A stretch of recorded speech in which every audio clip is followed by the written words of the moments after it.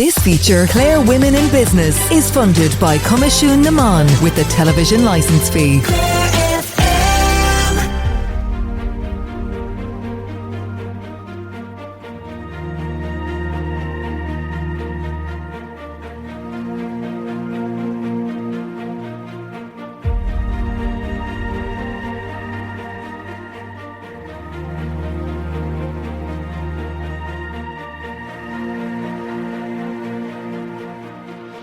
Welcome to this week's episode of Clare Women in Business on Clare FM. Claire Bannon was raised at the foot of the 12 o'clock hills in East Clare. She grew up around hurley making, with her father John Torpey establishing a business in 1981. Claire was also very creative growing up and won her first art competition at the age of 9. After finishing school and living in Ennis for a time, Claire moved back to Kilmurray with her family, where she and her husband Shane set up Indigo in 2004. Claire Bannon is founder and creative director at Indigo. So growing up with my dad being an entrepreneur, I would have been in the van with him delivering product, doing invoice books. I knew going around with him that I wanted my own business, and that was the key. And I didn't really know what I wanted. Myself and Shane met when very young, and we had our kids young, and so it gave us time to dabble in what we would do and what we would like to do. I have a lot of aunts even and uncles who have their business, plus my dad. And when the time was right, then we moved back to Kilmurray, close to home. We set up the business at home there in one of the bedrooms. When we set about doing sign making, Shane worked out of a company locally who were our first customers and still are today. People really supported us locally, which was great, and we have to thank them for that, because it gave us the chance to grow and develop into what we are now as well. So throughout the setting up of the business and running it, we would always have kept up to date with what was new materials, key to what was on trend, what was the new technologies that were available, and going digital. I mean, we've always pivoted. That's key to what our success is. We continuously pivot. We would have been a humble sign making shop, but today we have we're one of the leading fit outs in the western part of the country, and we're offering our services all around the country and even further exporting as well. When you started first though, when you made the decision to start your own business, what was the first step? The first step was finding out who was our customer. That was basically, I had tried a few other little things on the side and had got a feeling for what I liked doing and what my customers wanted. So then when I knew I was capable of doing that, I set aside all the items that I'd need to do that and set up. As well as that, we got a lot of mentorship. So we would have, Clare Enterprise Board are there in Ennis, and the team there throughout our 25 years in business have been there always for us, whether it's a phone call to check out, what to get at, or if it's support with grant aids, or if it's even just for the friendship of it all. They really are a really supportive team up there in Clare Enterprise Board. I did a Start Your Own Business course back in, I'd say, maybe around 2010, and that gave me all the resources I needed to understand the groundworks I had to do, set up the company, set up all the types of accountancy we do, whether we'd have staff. It gave you a real bearing for the key pillars for business, I suppose.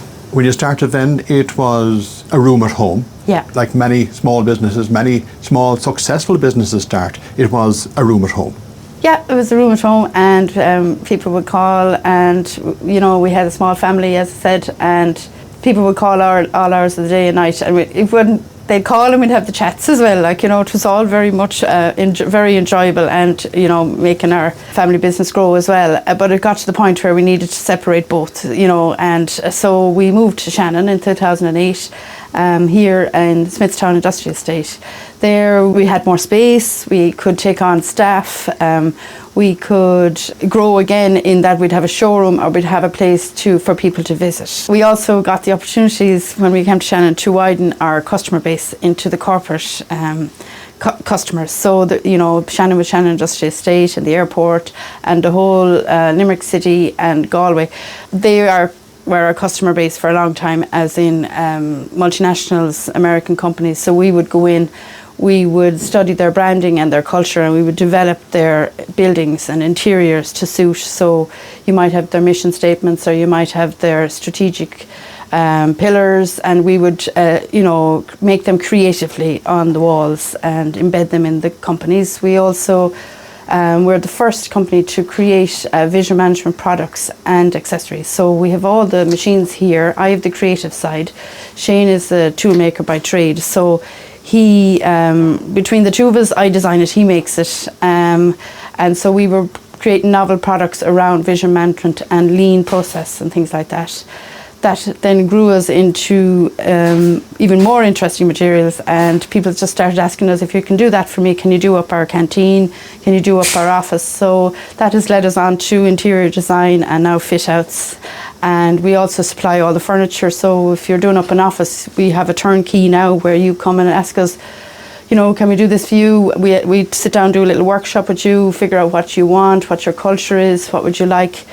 And we create visuals around that and offer all the products, from the furniture to the walls to the flooring to acoustics, paneling and designs. And it's so creative and it's so interesting to see. And do you know what? It's for people to trust you, because we have a good name now. So for people to come along and trust you with what they have or what you're offering and let you go do it is great. We have a vision, we can see things how they look before they look, and explain it.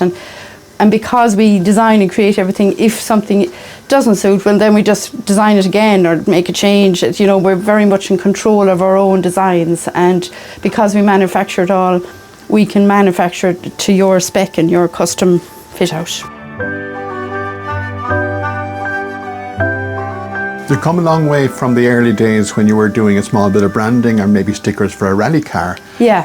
Was it always the case that you were going to look to the future, look at trends, as you mentioned earlier, and move with those trends? Yeah, I suppose it was really. I suppose apart from anything, we always enjoyed what we do, and we enjoyed meeting people. We're very much a people's people. I suppose when we were starting out, it was like all the shop fronts and the vans and all whatnot. And then, as we got more into what we were doing, I love design. I love creating stuff. If people know me, that I'm not like, I don't think like other people. I think different, and I think what can we do, and what can we do even better. So I'm always reaching out there for that better way of visually showing something off.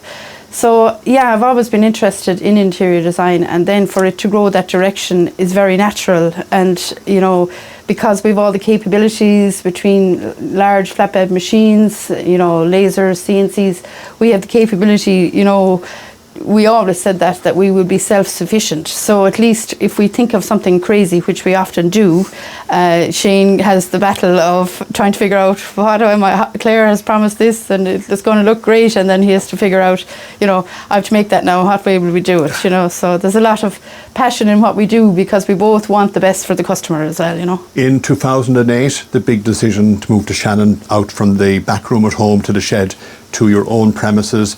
You couldn't tell the future then, but the timing wasn't great because the economy got in trouble very quickly. How did you manage that? I can never forget August weekend 2008. The phones just stopped ringing, and we were just after moving into Smithstown, and we just kept it tight. We kept an eye on everything, and we had some really good customers. We had moved into the corporate area, and they were going strong. So we hooked onto those and really looked after them. As we say, we partner up with them. We just don't come along and do something. We partner up, and we are part of their team, nearly, is how we see it.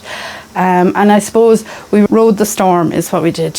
We just kept it low. We kept our finances, really tight. And when the time was right, we invested, because the best way of coming out of a fall is to be different and to offer them something better, I suppose. We can all, we have to recover from different things, like COVID as well. You have to recover from different things. But on the way out, you should be riding it out in something like brand new. Let's show you this. This is exciting. and get people on board, get your customers thinking this is the way to go, this is exciting, and then between us all we'll pull out of it, But us pivoting is the way we have grown this business, and that's the time to pivot, is when you're in the struggles and you're not sure. You don't have to keep doing what you're doing. If you pivot, you sit down and do a workshop, you figure out this is where the money's at, this is where the future's at. New products, innovation, it doesn't do any harm. So if all you can do is try, and if you're done your research and you've talked to your customers, then between you both you'll get excited about something, and that gets you going again then. You weathered the storm, as you said. Were there any supports available to you at the time, or did you weather the storm alone? Clare County Council would have been very good to us. Clare Enterprise Board would have been very good to us. Everybody wants you to do well. Clare Local Development Company as well, actually, is another one. Everybody wants you to do well, and our own customers during COVID came to us and said, what can we do for you? We want you, we see that you're going to struggle during COVID too. Is there anything we can do to help you? And they popped us up as well, So yeah, I mean, because you have good partnerships with all these people, that's when the chips are down, everybody will, put their shoulder to the wheel and help each other, just like we would have helped our customers when they were struggling too, So people buy off people, and people like dealing with people. And if anybody knows myself and Shane, we're very much approachable, fun. We are serious about what we do, but we're normal people, if you know what I mean, as well. We're just two people trying to run a business, and we get excited about what we do, and we bring people with us, Did what you learned during the downturn back in 08, 09 help you during COVID then? You were better prepared maybe as business people? Yeah, definitely, yeah. I mean, the first boom was financially, it was hard. The COVID one was the unknown future was the part that was hard, and I suppose resilience. I mean, no matter what, you have your health, and that is the most first and foremost. Your family are okay, and after that, then keep it tight. But I suppose what we learned mostly was just to keep calm, ride it out, see how we go, and then be different coming out of it. Corporate is a big part of what you do, and for some context, anybody who went to the Women's Irish Open in Dromoland a few years ago, all that branding, all that blue and white we saw, that was all you. Yeah, that was from the front gate, from the billboard at the front gate, all through the T signs, the directional signage, the VIP tent, interior and exterior design. We were partnered up with Dromoland Castle and with the organisers there, Forefront Sports, and we supported them, offered all the signage, everything. It was very exciting, and it was great. It was because it was a women's Irish Open as well. It was great to be a woman and offer that, and through LinkedIn and sharing the news of that, even all the other women I know were all like, oh my God, this is amazing for you to do this. So there was a lot of support from a lot of women. And how do you secure a contract like that? Because presumably, Claire, they don't come along every day. No, I mean, I suppose I like to see things I want, and then I go and get them. And I suppose I would have networked a lot around trying to see who was the right person to talk to, and then for an advertising company, in a way, we're not very good at advertising. So it's more from word of mouth that we gain more business and people get to know what we do, which is the best kind of advertising, to be honest. So yeah, I mean, people would have recommended us, but like that, we keep an eye on things and we say, God, that'd be a great opportunity, but we don't put all our eggs in one basket. We try it, see if we can get it, go for it. Claire, the plan for the future, what does the future hold for Indigo? So, I mean, we'll continue investing in ourselves and in the materials and the offering that we can offer our customers. We are very creative, and we've grown our customer base right through to the corporates, and now it's expanding into Irish companies such as architects and building contractors. We have a great customer base in the corporates, but now we also have a great customer base with Irish companies around Ireland. So we plan to grow there, and we're already beginning to export on some major projects overseas.